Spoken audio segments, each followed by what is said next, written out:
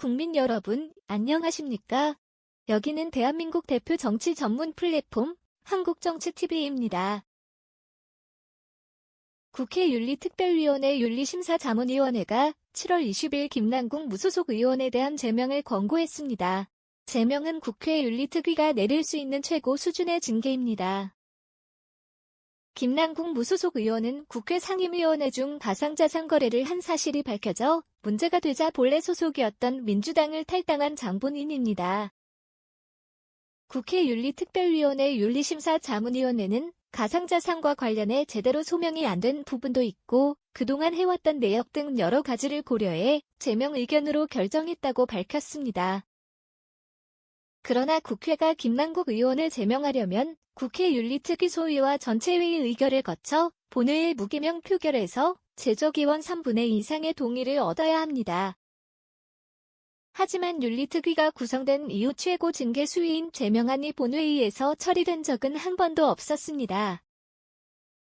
그러나 이번 사안에 대해 민주당 핵심 관계자는 총선이 1년도 남지 않았기 때문에 실제 본회의 표결이 어떻게 될지는 미지수라고 말했습니다. 이런 점을 종합해 볼 때 김남국 무소속 의원에 대한 제명 권고가 실제 제명으로까지 이어질 것인지는 아직 불확실합니다. 김남국 의원을 제명하려면 국회 제적의원의 3분의 2인 200명이 찬성해야 합니다.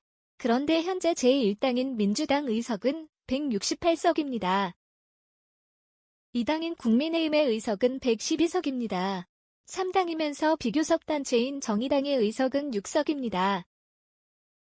2당인 국민의힘과 3당인 정의당의 의석을 모두 합해도 118석에 불과합니다.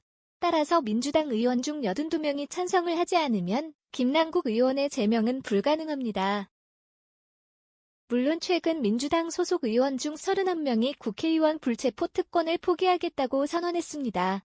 비록 정당한 체포 영장 청구라는 꼬리표를 달긴 했지만 민주당 의원들도 불체포 특권을 포기하겠다는 결의를 했습니다.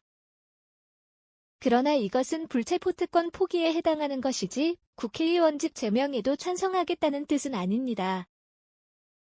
그렇기 때문에 민주당 의원들이 김남국 의원 제명에 대해 찬성과 반대 중 어느 쪽을 선택할 것인지가 문제입니다.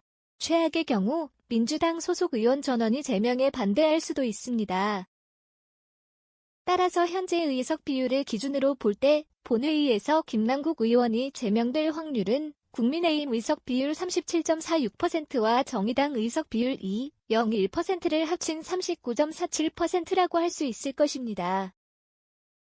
지금까지 대한민국 대표 정치 전문 플랫폼 한국정치TV였습니다.